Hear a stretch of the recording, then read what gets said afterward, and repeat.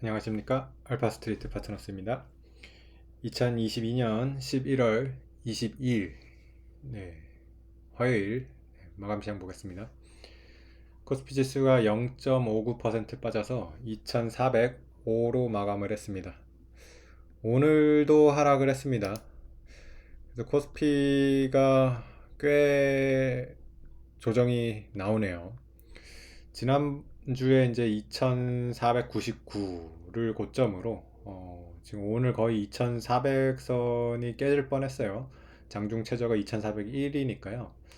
거의 고점 대비 한 100포인트가 빠졌습니다. 한 4% 정도가 빠졌는데요.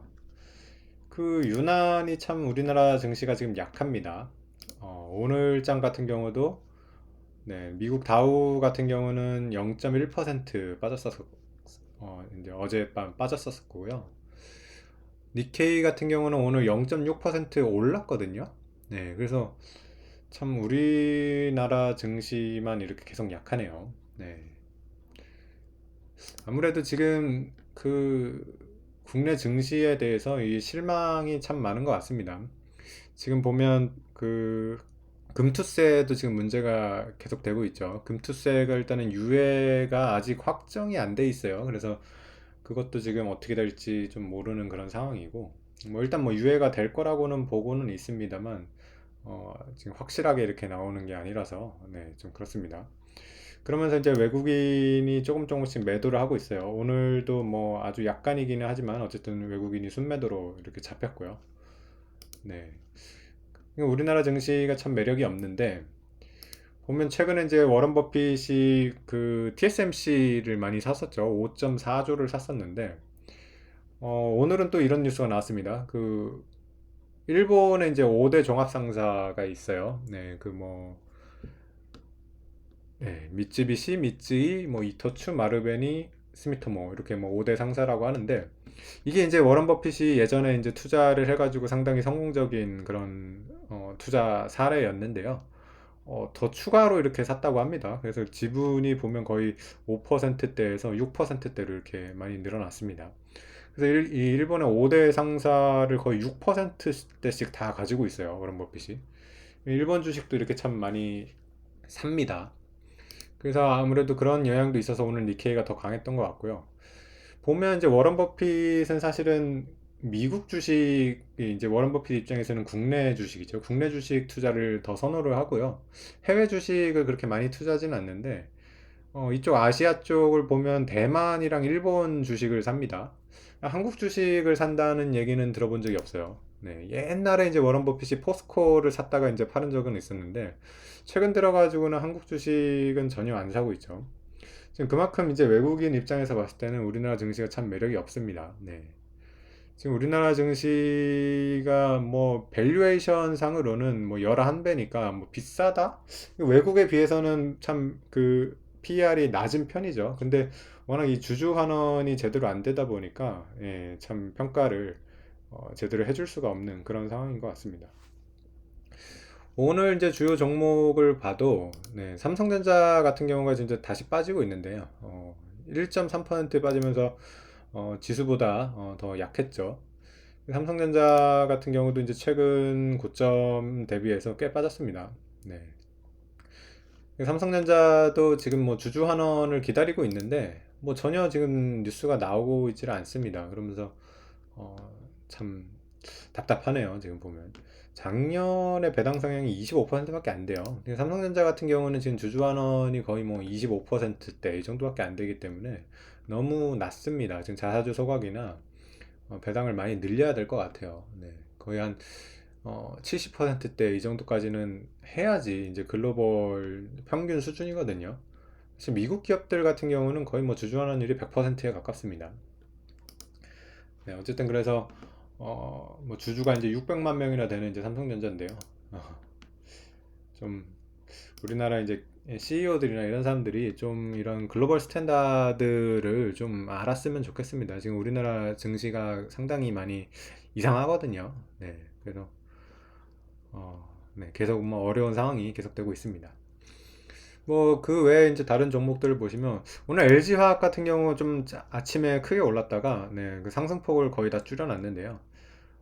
뉴스가 있었습니다. 뭐 그 미국 이제 테네시 쪽에 테네시주에 4조 투자를 한다. 네, 양극재 이쪽 사업을 확장을 하려는 의지가 강한 것 같습니다.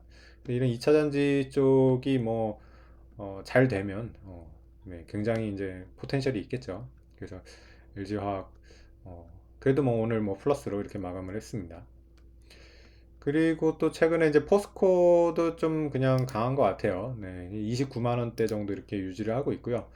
최근 고점에 비해서 그렇게 많이 빠지지 않았죠. 이 고점대에서 계속 머물고 있는 그런 모습입니다. 음, 네, 그리고 오늘은 카카오 쪽이 좀 많이 빠졌어요. 카카오도 3%대 빠졌고요. 카카오뱅크는 6%대 빠졌습니다. 어, 카카오페이는 7%대 이렇게 빠지면서 카카오 그룹주들이 많이 약했습니다. 어, 오늘 또 약간 특이한 종목이 메리츠 쪽이 이제 다 상한가를 쳤거든요. 메리츠 화재, 메리츠 증권, 메리츠 금융주주 이렇게 셋 다 상한가를 쳤는데 이게 회사를 이제 통합을 한다고 합니다. 지금 우리나라가 이렇게 중복 상장이 돼 있는 게 굉장히 문제가 심각한데요. 메리츠 같은 경우는 지금 이렇게 세 개가 상장이 돼 있죠. 이거를 이제 메리츠 금융주주로 하나로 이제 통합을 하기 때문에 일단은 이거는 이제 그 중복 상장을 어, 그 해소해 준다는 면에서 굉장히 이제 호재가 됩니다. 그래서 이제 상한가로 이렇게 간 것 같고요.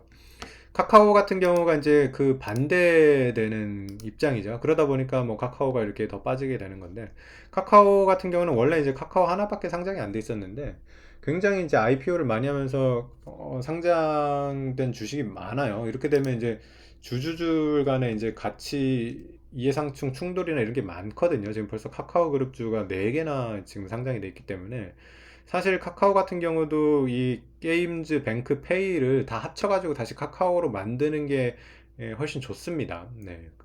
뭐 근데 그렇게 하려면 이제 비용이 많이 들겠죠. 아무래도 이 지금 이제 상장돼 있는 주식들을 다 사줘야 되기 때문에 사실 이제 그런 것들이 이제 글로벌 스탠다드인데 뭐 미국 주식이나 이런 경우는 다 그렇죠. 근데 참 우리나라는 이런 것들이 지금 계속해서 이제 우리나라 주식을 저평가할 수밖에 없게 하는 그런 요인이 되는 것 같습니다. 네, 또 한 주요 지표를 보시면 환율 같은 경우는 1350원대 계속 머물고 있고요. WTI가 많이 빠졌어요. 그래서 80달러 밑으로 좀 갔습니다. 79달러대 이렇게 가고 있고요. 미국 증시 같은 경우는 지금 선물 거의 보합 수준이고요. 네. 그래서 미국 증시는 그래도 뭐 이 정도 선에서 좀 버텨주고 있는 그런 모습입니다. 그래서 많이 빠지지는 않고요. S&P도 4천에서 조금 빠진 정도, 다우도 34,000에서 조금 빠진 정도. 네, 이 정도에서 지금 버티고 있는 그런 모습입니다.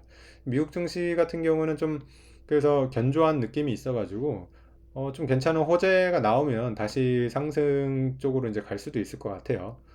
우리나라 증시가 좀 많이 빠져서 좀 안타깝고요.